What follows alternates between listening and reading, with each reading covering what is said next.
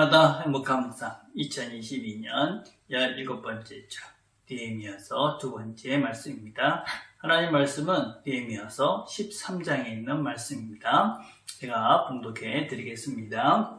그날 모세의 책을 낭독하여 백성에게 들렸는데 그 책에 기록하기를 암몬 사람과 모압 사람은 영원히 하나님의 총회에 들어오지 못하리니 이는 그들이 양식과 물로 이스라엘 자손을 영접하지 아니하고 도리어 발람에게 뇌물을 주어 저주하게 하였습니다. 그러나 우리 하나님이 그 저주를 돌이켜 복이 되게 하셨다 하였는지라. 백성이 이 율법을 듣고 곧 섞인 무리를 이스라엘 가운데서 모두 분리하였느니라.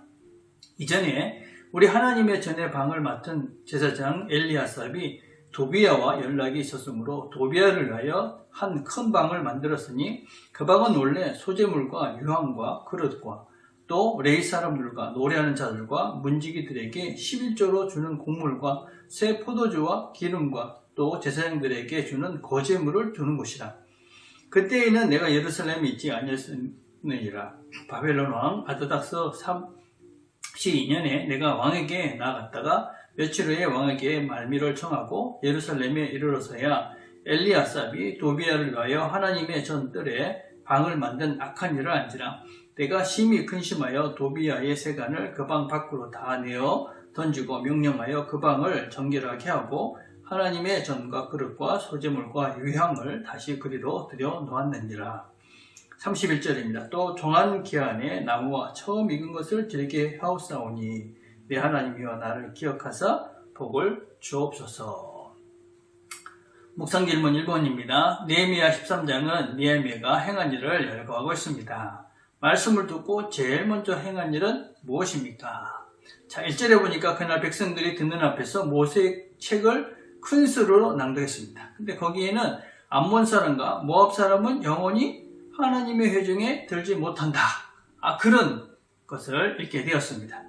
이 말씀을 듣고 사람들이 아주 놀란 겁니다. 왜냐하면 그들 중에 모압 사람과 암몬 사람과 결혼을 해가지고 함께하는 자녀들도 있는 그런 집들이 대단히 많이 있었기 때문에 그렇습니다.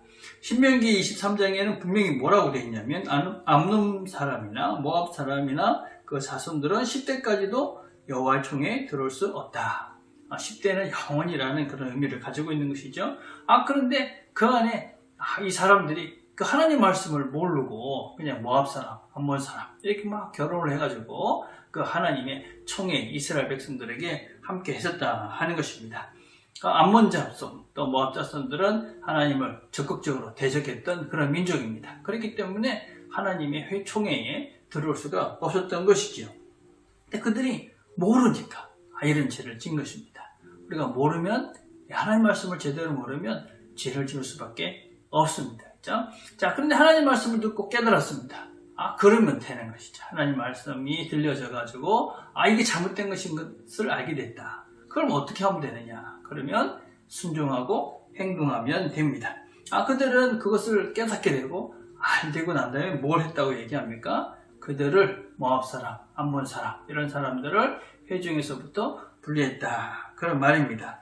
그래서 우리가 하나님 말씀을 잘 몰라서 이렇게 죄를 졌다. 그걸 알게 됐다.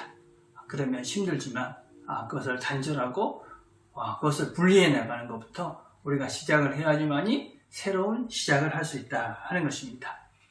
알고 깨닫고 행동하면 된다. 그러면 우리가 새로운 시작을 경험할 수 있다 하는 것입니다. 2번입니다. 엘리아삽이 행한 일은 무엇입니까? 이스라엘 백성들에게 어떤 악영향을 주었습니까? 이 엘리아삽이라는 사람은 그 당시에 대제사장이었습니다. 근데 그 사람이 도비야, 이 사람은 암몬 사람인데 유다의 총독으로 있던 사람입니다. 그러니까 느헤미야가 없을 때 이 엘리아삽이라는 대제사장이 이 도비야에게 이 방을 예루살렘 성전 안에 있는 방을 하나 내준 것입니다. 근데 그 방이 어떤 것이냐면 이 11조 그걸 모아두는 것입니다. 여러 가지 제사에 필요한 물건들을 놔두는 것이었습니다. 근데 그것에다가 도비야의 사무실을 하나 내준 것이죠. 여러분 생각을 해보십시오. 하나님의 그런 11조를 거두고 예물을 거다 모아두는 그곳인데 그곳에 이 암몬 사람 그 총독이 그 자리를 차지하고 그곳에 있었습니다. 어떻게 되었을까요? 사람들이 11조를 하면 그 도비아가 다 가져갈 것이다. 이렇게 생각하는 것이 아주 당연했을 것이라고 생각을 합니다. 신앙에 하나님을 섬기는 일에 적극적으로 하면서 방해되는 일을 지금 대제사장이 지금 도비아를 통해서 하고 있는 것이다 라고 할 수 있습니다. 방 하나뿐인데 이렇게 생각할 수 있겠지만 사실은 그것은 그거 하나 때문에 많은 사람을 시험에 들게 하고 또 그것 때문에 신앙이 방해가 되는, 하나님께 예배하는데 방해되는 문제가 생길 수가 있습니다. 우리는 어떤 물질을 관리하는 이런 것들이 아주 작은 일같이 보입니다. 그렇지만 그것에 걸리게 되어지면 그것을 바르게 관리하지 못하고 엉뚱한 그렇게 하나님의 물질을 사용하게 되면 그것으로부터 작은 구멍이 생기게 되고 결국은 전체 내 신앙에 구멍이 생길 수밖에 없다. 전체 내 신앙에 문제가 생길 수밖에 없다. 그래서 작아 보이지만 그런 문제들은 더 철저히 해야 되는 것이죠. 자, 느헤미야는 이 일을 바로잡습니다. 자, 3번입니다. 느헤미야의 마지막 기도를 묵상해 봅시다. 느헤미야가 이렇게 기도합니다. 또 정한 기간에 나무와 처음 익은 것을 드리게 하였사오니 내 하나님이여 나를 기억하사 복을 주옵소서. 정한 기간에 나무, 이거는 하나님께 제사를 드릴 때 필요한 그런 나무들.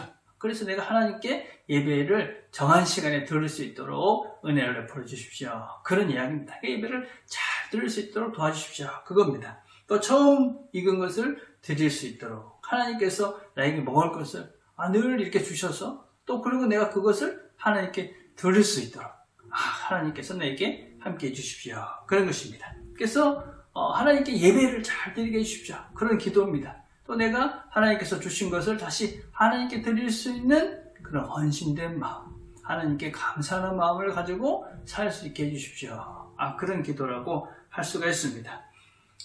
우리가 지금 누리고 있는 것이죠. 우리가 하나님께 예배를 이렇게 잘 드릴 수 있는 공간과 또 우리가 예배를 어느 곳에도 드릴 수 있는 환경이 되어 있습니다. 너무나 감사한 것이죠. 또 하나님께 내가 내 물질을 드릴 수 있는 믿음과 형편이 되는 것도 더 감사한 것이다 라고 할 수 있습니다. 그래서 그런 것이 바로 복받은 사람입니다. 하나님께 정말 예배를 잘 드릴 수 있는 그런 형편이 있는 사람, 하나님께 내가 가지고 있는 것을 기쁜 마음으로 드릴 수 있는 사람, 이런 사람들이 복받은 사람이다. 그래서 우리는 지금 복받은 사람의 삶을 살고 있다. 이 복을 충분하게 누려가는 저와 여러분이 되었으면 좋겠습니다. 그래서 우리가 감사의 예배로, 그렇죠? 예배 자리에 나올 때마다 감사하며 나옵시다. 또 우리가 내 것을 드릴 수 있을 때, 시간과 재능과 물질을 드릴 수 있을 때 기쁜 마음으로 드립시다. 이렇게 드릴 수 있는 게 은혜고 복이다 하는 것을 명심하고 오늘도 기쁨과 은혜를 누려가는 저와 여러분 되기를 간절히 바라겠습니다. 오늘 우리가 함께 드릴 기도는 우리의 삶이 다른 사람에게 선한 영향력을 미칠 수 있도록 기도를 합시다. 또 건강한 영육간의 건강한 하루하루가 될 수 있도록 기도했으면 좋겠습니다. 기도하겠습니다. 하나님 아버지 감사합니다. 오늘도 함께 말씀을 들었습니다. 오늘도 내가 끊어낼 것은 용기 있게 끊어내게 하시고 또 하나님께서 주신 걸 가지고 감사하며 누릴 수 있는, 그래서 오늘 하루도 감사와 기쁨의 날이 되도록 은총을 베풀어 주시옵소서. 예수님의 이름으로 기도드립니다. 아멘.